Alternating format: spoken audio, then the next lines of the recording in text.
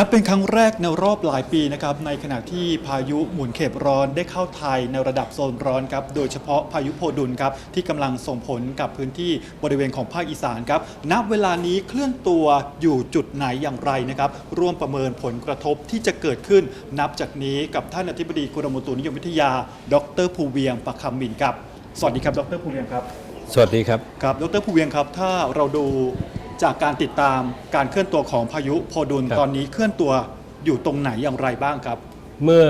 ย้อนไปนิดหนึ่งนะเมื่อคืนนี้ตั้งแต่ช่วงประมาณเที่ยงคืนครึ่งนะฮะมันพายุนี้ก็ขึ้นฝั่งในเมืองแถวเมืองดองฮอยประเทศเวียดนามแล้วก็เคลื่อนตัวผ่านช่องทางด้านนี้ตอนเวลาประมาณสักตีสี่เนี่ย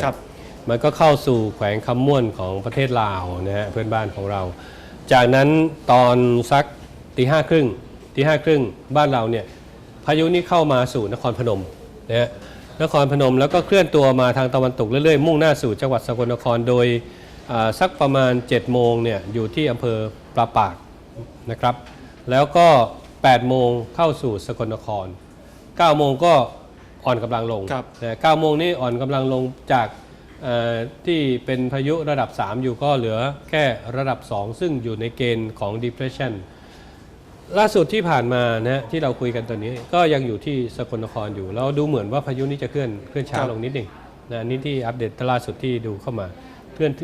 นที่ค่อนข้างช้าเพราะฉะนั้นเคลื่อนที่ช้าอย่างนี้มันก็มีความเป็นไปได้ที่อาจจะยืดเยื้อต่อไปแต่ว่าแนวในการเดินทางของมันนี่ก็จะอยู่ที่ลักษณะแบบนี้ครับแต่อั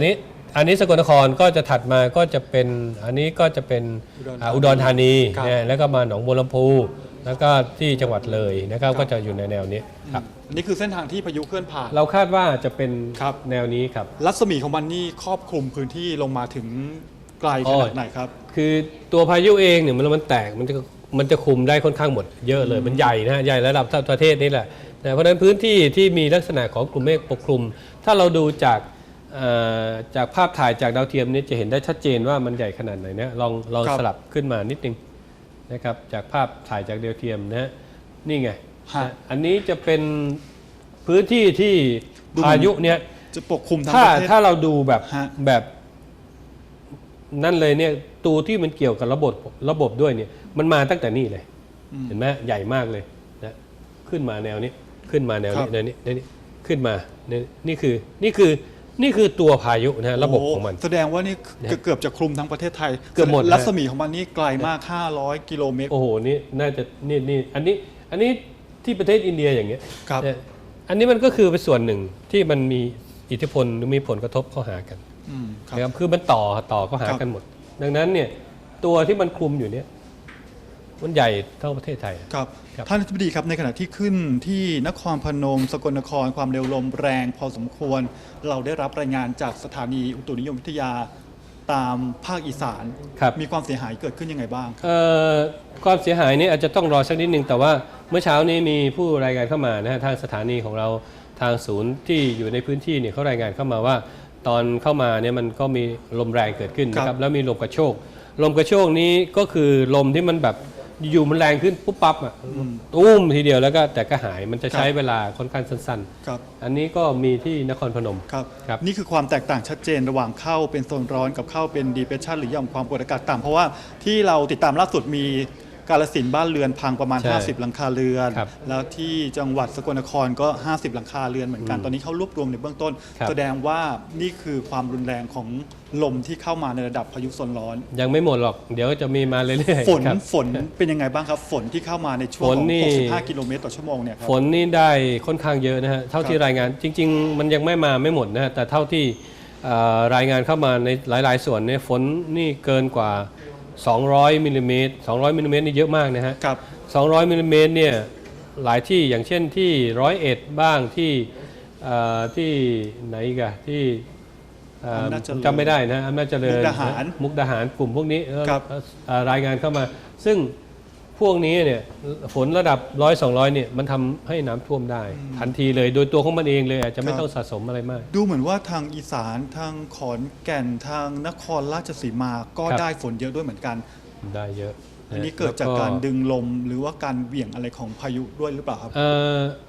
ความจริงแล้วเนี่ยมันเป็นตัวของมันเองนั่นแหละนะตรงแนวเนี้ยลมเข้ามาเลี้ยงตรงแนวนี้แล้วก็กลุ่มที่มันเป็นแนวล่างของพายุเนี่ยกลุ่มนี้เนี่ยได้รับผลกระทบชัดเจนว่าจะทำให้มีฝนตกต่อเนื่องนะครับโชคดีจริงผมว่าโชคดีนะโชคดีที่ทางตอนล่างเองเนี่ยตอนล่างของอีสานเนี่ยมันเหมือนกับเรามีกะละมังที่ไม่ค่อยเต็มมีน้ำอยู่น้อยมาวางไว้แล้วเวลามันลงมาเนี่ยไม่ว่าจะเป็นพื้นที่ในน้ำลำธารต่างๆหรือว่าในอ่างเก็บน้ำเล็กๆน้อยๆที่เรามีอยู่นะฮะ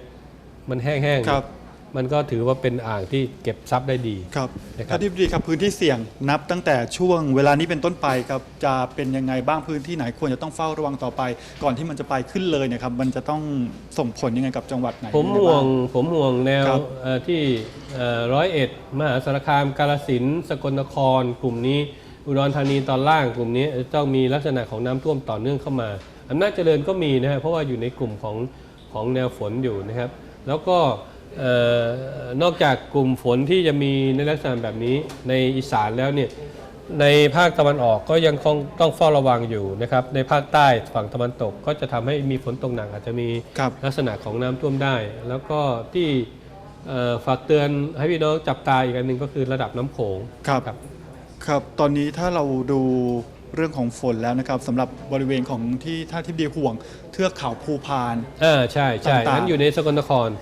พวกนี้มันจะเป็นลักษณะของแนวเทือกเขาภูพานเนี่ยมันจะกินตั้งแต่สกลนครมากาฬสินธุ์มหาสารคามกลุ่มนี้อาจจะโดนด้วยหรือว่าไปที่มุกดาหารก็จะมีแนวเขาอยู่กลุ่มนี้อาจจะต้องเฝ้าระวังนิดนึงเพราะว่าเป็นน้ำจากภูเขาลงมาครับหย่อมความกดอากาศต่ำนี่จะแผ่ซึมอยู่บริเวณของพื้นที่ทางด้านไทยอีกสักกี่วันครับผมมองในพรุ่งนี้นะฮะพรุ่งนี้เนี่ยอันนี้ถือว่าเป็นการเคลื่อนที่ค่อนข้างเร็วเดี๋ยวในบ่ายวันนี้หรือวันพรุ่งนี้เนี่ยมันอาจจะลงสู่ทะเลอันดามันและจะพัฒนาตัวขึ้นต่อไปแต่ว่าอย่างไรก็ตามส่วนที่เหลืออยู่นะครับของมันเนี่ยยังคงทำให้มีฝนตกต่อเนื่องไปเรามองว่า31กับยังอาจจะยืดเยื้อไปถึงเช้าวันที่1นะครับครับส่วนลูกนี้แหละครับท่านที่บดีครับตอนนี้เห็นว่าเราก็กำลังติดตามด้วยเหมือนกันแต่ว่าต้องรอถ้ามองดูเนี่ยมันตั้งไข่นะอันนี้เราเรียกว่าตั้งไข่ก็แล้วกันเพราะว่าสถานะของมันก็ยังไม่ได้พัฒนาตัวขึ้นเป็นพายุอะไรแต่ว่าถามว่ามันมีความเป็นไปได้ที่จะขึ้นไหมคำตอบก็คือใช่นะครับเพราะว่ามันองค์ประกอบที่จะพัฒนาตัวขึ้นไม่ว่าจะเป็นตัวมันเองนะฮะผิวหน้าน้ำทะเลความชื้นอุณหภูมิต่างๆมันเหมาะสมเรามองว่าตุ่มนี้อาจจะพัฒนาตัวขึ้นนะครับแต่ว่าเดี๋ยวการเคลื่อนตัวอะไรต่างๆเดี๋ยวจะรายงานต่อไปก็แล้วกันเพราะว่ามันอยู่นอกพื้นที่เราเมื่อสักครู่ท่านที่บดีเปรียบเส้นทางวิภากับพายุของโพดุลแล้วก็บอกว่าลูกนี้เนี่ยจะได้น้ำมากกว่าประเมินแล้วน้ำสำหรับพื้นที่ทางด้านอีสานตอนกลางตอนใต้จะได้น้ำมากกว่ากันครับถ้าเราเปรียบเทียบกัน2ลูกนี้ตัววิภาเนี่ยมันพัฒนาตัวขึ้นมาค่อนข้างไวแล้วก็ขึ้นสู่ประเทศจีนซึ่งทีแรกนี้เราก็คิดว่าเอาละขึ้นไปข้างบนน่าจะไม่ค่อยอะไรแล้วแต่ว่าพอดีมีความกดอากาศสูงกดลงมาลงสู่ประเทศไทยแต่ที่น่าสนใจก็คือว่าระยะทางเนี่ยก่อนที่เข้าสู่ประเทศไทยเนี่ยแนวนี้นะมันเป็นระยะทางที่ไกลแล้วแนวนี้จะเป็นแนวเขาค่อนข้างเยอะนะครับอันนี้สั้นนิดเดียวนะเทียบกันแล้วก็คือจากนี้ถึงนี่เท่านั้นเองนะตัวนี้วิภาเนี่ยกว่าจะเข้ามาเนี่ยกว่าจะผ่านภูเขาต่างๆในทางภาคเหนือของเวียดนามของลาวเนี่ยมันสูญเสียพลังงานไปมันเข้าสู่ประเทศไทยเนี่ยเป็นลักษณะของ depression เข้ามาแต่ต่างกันกับตัวโพดูนี่เข้ามาเนี่ยเข้านี่เมื่อคืนนี้แล้วใช้เวลาแค่ไม่ถึงครึ่งวันเข้ามาได้ค่อนข้างเร็วมากแล้วเข้าสู่นครพนมเมื่อเช้านี้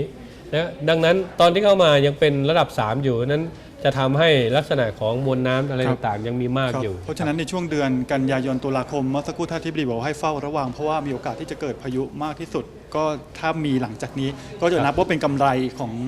กำไรแล้วใช่ครับใช่เพราะว่าโดยปกติเนี่ยค่าเฉลี่ยของพายุที่เข้ามาสู่บ้านเราเนี่ยมีบางปีที่มันเหมาะสมจริงๆจะเข้ามา 4-5 ลูกนะครับแต่ว่าโดยเฉลี่ยแล้ว10 ปีย้อนหลังเนี่ยมันก็จะอยู่ประมาณ3 ลูกนี่ถือว่าเยอะแล้วนะฮะ3 ลูกเยอะแล้วแต่ว่าสำหรับปีนี้เนี่ย เรายังมีกันยาตุลาที่ ครับ เหลืออยู่ประมาณ2 เดือน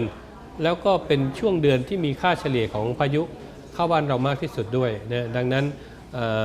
ก็หวังว่าใน 2 เดือนก็คือกันยาตุลานี้เราอยากได้อีกสักหน่อย ครับ เพราะว่าในสถานการณ์น้ำของเราก็ยังไม่ค่อยดีเท่าไหร่ คำถามสุดท้ายจริงๆแล้วครับท่านทิบดีครับพายุลูกนี้ความแห้งแล้งนี่ช่วยได้เยอะเลย แล้วก็คิดว่าจะค่อยๆดีขึ้นเป็นลำดับอีสานจะเริ่มเขียว ผมมองว่าดีนะครับ ดีนะคนอาจจะมองว่าเฮ้ยพายุเข้ามาแล้วเกิดอะไรต่างแต่ว่าเราอย่าลืมว่านครราชสีมานะครับบุรีรัมย์สุรินทร์ศรีสะเกษกลุ่มล่างๆของเราในพี่น้องประชาชนของเราที่อยู่ในนั้นเนี่ยเขาเดือดร้อนเรื่อง ครับ น้ำกันมาก ลูกเนี้ยนะครับโพดุลนี้เข้ามาช่วยได้ค่อนข้างเยอะทีเดียวนะอาจจะคลี่คลายลงไปนะครับแล้วก็เอาละมันอาจจะมาแต่บางที่มันก็ท่วมก็มันก็มีบ้างนะครับก็อยู่ที่หน่วยงานจะจัดการแต่ว่า ครับ มีน้ำก็ดีกว่าไม่มี ครับวันนี้ขอบพระคุณมากครับชัดเจนมากครับดรภูเวียงประคำมินครับสวัสดีครับครับทั้งหมดเป็นสภาพอากาศที่เกิดขึ้นนับจากนี้ครับคุณผู้ชมที่ติดตามต้องเฝ้าระวังผลกระทบที่จะเกิดขึ้นไปจนถึงวันที่ 1 กันยายนนี้ครับ